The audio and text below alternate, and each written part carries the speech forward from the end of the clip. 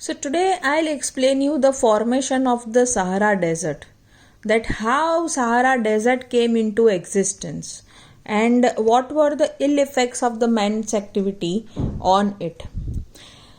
Long back there were many hunters. Basically this Sahara Desert was of lush green forest.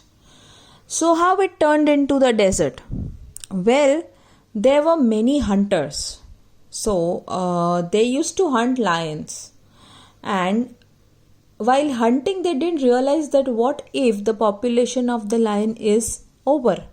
What if there are no more lions left in the desert? तो क्या होगा? Well, that happened to be the situation. Gradually there remained no lion left. Hence, हमारा जो trophic level था वो disturb हुआ. अब इसमें क्या हुआ? हमारा जो ट्रॉपिक लेवल था उसमें क्या होता है? जनरली वी हैव प्रोड्यूसर को खाने वाला डियर और डियर को खाने वाला लायन. सो बेसिकली ये लायन रिमूव हो गया. मतलब जो this deer is a grazing animal, and apart from that the Sahara Desert also had many grazing animals at that point of time. Sahara Desert तो बाद में नाम पड़ा, पहले it was a forest. So जो grazing animals थे, जो herbivore थे, वो उनका population बढ़ गया क्योंकि उनको किल करने वाला lion जो था वो तो था ही नहीं इसमें. So basically population of deer, sheep, goat, buffalo etc. increased. तो वो लोग ने सारा जितना भी ग्रीनरी था दे एट इट. वंस सारा वेजिटेशन धीरे धीरे ख़त्म होने लगा क्योंकि बहुत ज़्यादा पॉपुलेशन था इनका, और फिर जैसे वेजिटेशन ख़त्म होने लगा ये पूरा forest got transferred into the Sahara desert जो राजस्थान में है. इवन सहारा डेजर्ट जो है उसके साथ और एक डेजर्ट है जिसे हम राजस्थान डेजर्ट कहते हैं. So Rajasthan desert is also the result of overgrazing. This grazing मतलब जब शीप या गोट या बफेलो वो सब प्लांट्स खाते हैं, so that process is known as grazing. अब ये जब करते हो तब उतनी जल्दी तो प्लांट्स ग्रो होते नहीं है. मतलब वो सरफेस पे मान लो कि ये सरफेस है, ठीक है, और बहुत सारे एनिमल्स है, पर यहाँ पे मेरे पास सिर्फ आधे ही सरफेस में ग्रीनरी है, तो ये सारे एनिमल्स ये खा जाएंगे. फिर क्या? सैंड ड्यून्स या फिर डेजर्टिफाइड एरिया ख़त्म.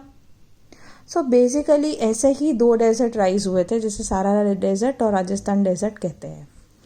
सो इसीलिए what we learned out of it कि भाई हर ट्रॉपिक लेवल में जितने भी एनिमल्स हैं उन सबका एक इम्पोर्टेंस है, चाहे वो लायन है, डियर है या कोई प्रोड्यूसर है.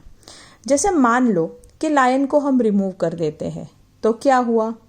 तो हमने स्टोरी में क्या सुना कि भाई सहारा डेजर्ट जैसा डेजर्टिफिकेशन हो जाएगा, फॉरेस्टेशन का, फॉरेस्ट जो है वो पूरा चला जाएगा. दूसरा है कि अगर डियर है तो क्या होगा? डियर को हम रिमूव कर देते हैं, मानो कि डियर है ही नहीं, सीधा लायन है और अभी आपके पास प्रोड्यूसर है, तो क्या होगा? अब लायन को तो खाना मिलेगा नहीं क्योंकि डियर है नहीं, और प्लांट्स बढ़ते ही जाएंगे, तो लाइफ सस्टेन ही नहीं हो पाएगी, हम लाइफ को जी नहीं पाएंगे. अब बेसिक ले लो कि प्रोड्यूसर ही नहीं है तो क्या होगा? तो डियर खाना कहाँ से खाएगा? अगर डियर नहीं खाएगा तो डियर जिंदा नहीं रहेगा, और अगर डियर जिंदा नहीं रहेगा तो जो लायन डियर पे डिपेंडेंट है वो जिंदा नहीं रहेगा. मतलब ये तीनों इकोसिस्टम खलास हो गई, ख़त्म हो गई. So basically it means that every ecosystem और every trophic level has its own importance and they are so interconnected that by disturbing any level out of it can cost us greatly. अब मैंने आगे आपको बोला था that आपको examples आएंगे, जैसे लिखा है यहाँ पे which of the following belong to same trophic level. यहाँ पे आपको grass, hawk, rabbit, frog, deer दिया हुआ है, तो आपको इनमें से बताना है कि कौन से सेम ट्रॉपिक लेवल में आएंगे ये एनिमल्स. सो यहाँ पे हॉक जो है वो टॉप कार्निवोरी में आएगा, रैबिट जो है वो हर्बीवोरी में आएगा, frog will go into carnivore, deer जो है प्लांट खाता है इसलिए हर्बीवोर, और grass is known as producer. So ऐसे करके आपको सॉल्यूशन देना है। वैसे ये दूसरा एग्जाम्पल है तो मेरी वर्कशीट में ये इंक्लूडेड होगा, आप एक बार इसको लिख लीजिएगा अपनी बुक में।